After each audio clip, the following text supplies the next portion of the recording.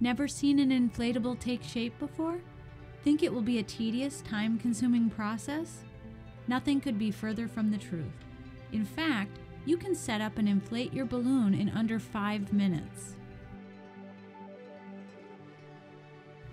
Before you begin this process, take a quick look around and be sure you know which direction your inflatable needs to face. Start by removing your inflatable from its carrying bag. Then roll it out. As you do, look for the blower tube. You'll want to angle the tube toward the blower. Unroll and spread out your inflatable as much as possible. Next, you'll need to anchor the inflatable to the ground using the provided tether straps.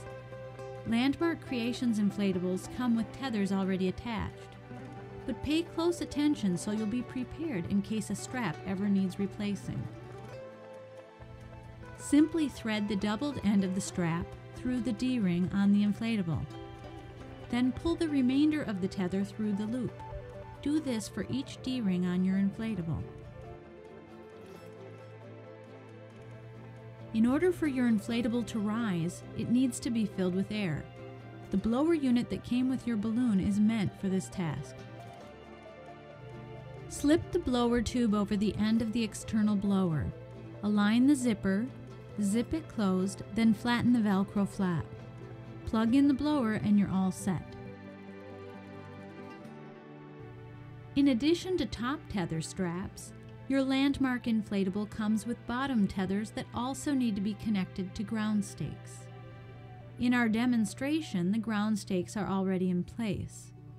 Before installing your ground stakes, contact your local utility companies to verify the location of electric, gas, phone, and other underground lines. Using the double cam buckles that came with your inflatable, attach one to the top tether and one to the bottom. Slip the loose end of it through the cam buckle that is tied to the ground stake as shown.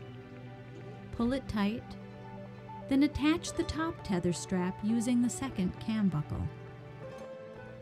The conditions on the day this video was created were calm, so we allowed a little slack in our tethers.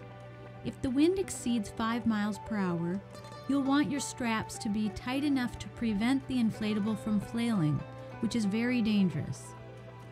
On windy conditions, keep the straps taut and add a little more slack to the top tethers as the balloon inflates.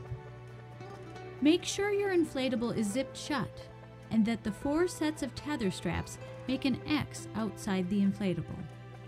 Now you're ready for action. We're using a 25-foot tall sumo character in this demonstration. Depending on the size of your balloon, inflation times will vary slightly. Notice that we are staying clear of the power lines to the right of the balloon. It's important to choose a location that is free of ground and air obstacles and debris. While the inflation takes place, keep an eye on your top tether straps. You'll need to adjust them as the balloon rises. And you'll want to start with pulling the tethers on the side opposite of the wind.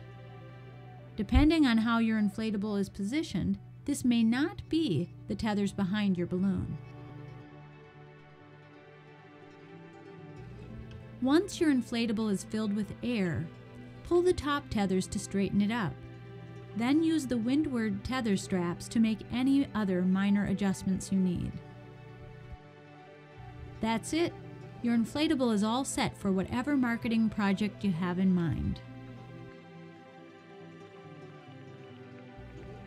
Deflating and packing your Landmark inflatable is even easier. Take a few minutes to watch our instructional video to see the complete process.